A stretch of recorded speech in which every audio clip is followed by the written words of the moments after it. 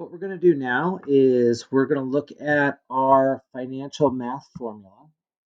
Today we're going to be looking at the compound interest formula, and tomorrow we're going to look at the continuous formula.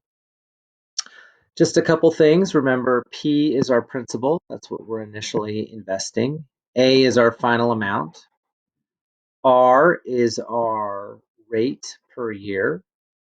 N is how many times it compounds. Notice that we have it twice. And T is how long that the money is invested.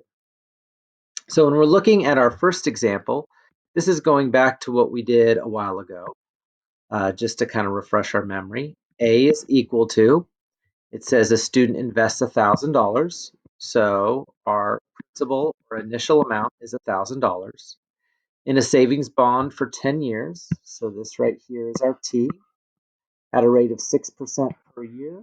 That right there is our R. Remember, we have to turn it into a decimal.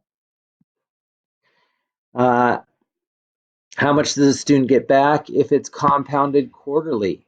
That means that our N value is 4. So now what we're going to do is we're going to plug in the values.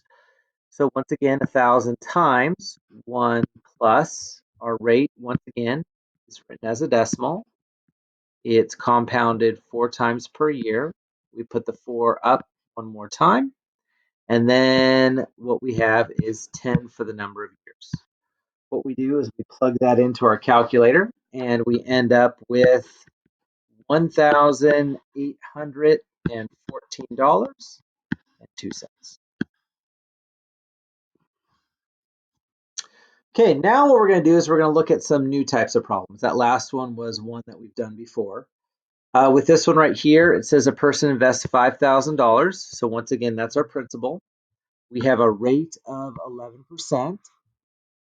It's compounded monthly, so everything's new so far, but it says how long. This time what we're doing is we're solving for T. And it says for it to become $40,000. So when we're setting it up, what we have is 40,000 is equal to 5,000. Then we have 1 plus 0.11. We're dividing it by 12. That means monthly. We're raising it to the 12t. Okay, so we're going to do 2 steps in one. Our first step is we're going to divide the 40,000 by the 5,000. And so when we divide the 40,000 by the 5,000, what we have is 8.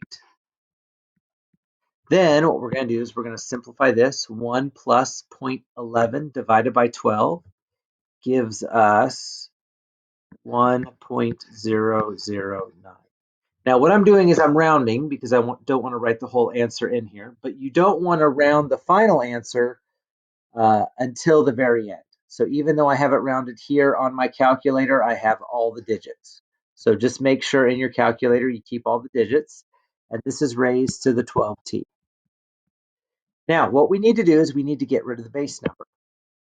And that's what we've been doing for the past 2 weeks. How we get rid of the base number is we do the log of the base number. So we're doing the log of 1.009, and we're doing that on both sides of the equation.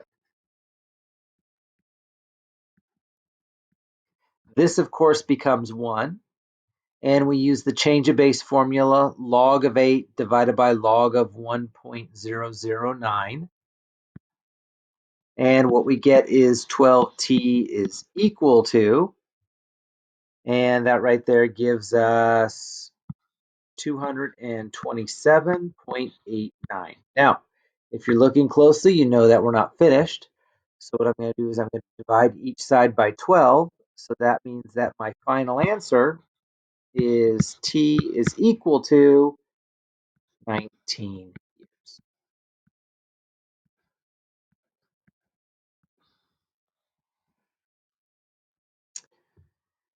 Now, our third example is going to be even slightly different than the last one because it's asking for the rate. So we're not finding the time, we're not finding the total amount. What we're doing is we're finding the rate.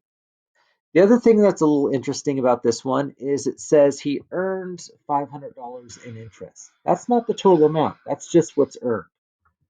So that means that when we're setting up the equation, we have our original plus the person earns 500. So in the account is actually $3,000. We're setting it equal to 2,500. 1 plus our rate is what we're trying to find. Compound yearly, we're dividing it by 1, raised to the 1 times 3. So what we're going to do is we're going to divide each side by 2,500. And what that gives us is 1.2 is equal to 1 plus r, all raised to the third. Now, what we need to do in order to solve for r is we need to get rid of the 3. So the opposite of cubing something is a cube root. So what we're going to do is we're going to take the cube root of each side. Now, when we take the cube root of 1.2, what we get is 1 plus r equals 1.06. Now, obviously I'm rounding. Once again, I have the exact answer on my calculator. So when I subtract the 1, what I'm going to do is I'm going to round it to 2 decimal places. So what I have is 6.27%. And that right there gives me my final answer.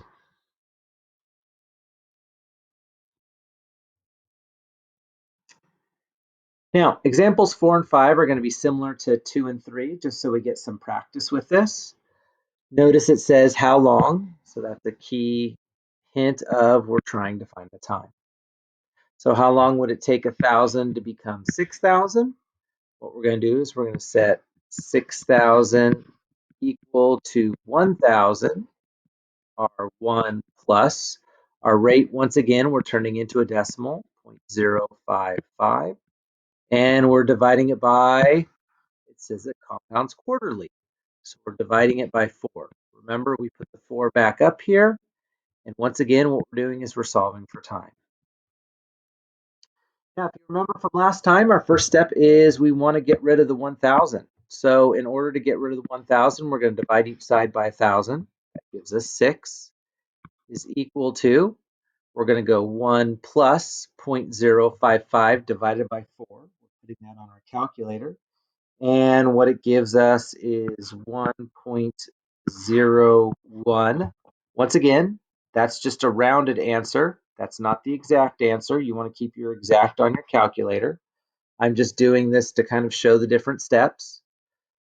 In order to get rid of our base number, we're going to do the log of 1.01. Remember, it's a little bit more than 1.01. That's the rounded value.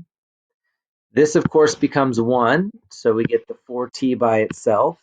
And if you remember change of base formula, what we're doing is the log of 6 divided by the log of 1.01. And when we do that, what we get is 131.20. Once again, if you notice, t is not by itself. So in order to get the t by itself, we're dividing each side by 4. And when we divide by 4, what we get is 32.8. And what we're doing is we're talking about years.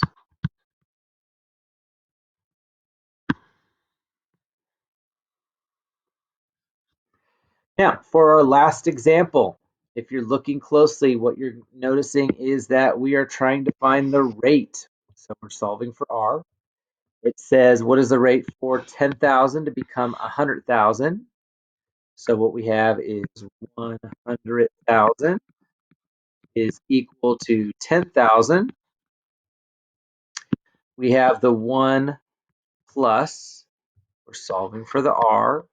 It says semi-annually, that means twice a year. Once again, don't forget to put the 2 right up there. And it's for 10 years. First step, once again, is we're going to divide each side by 10,000. That right there gives us a 10.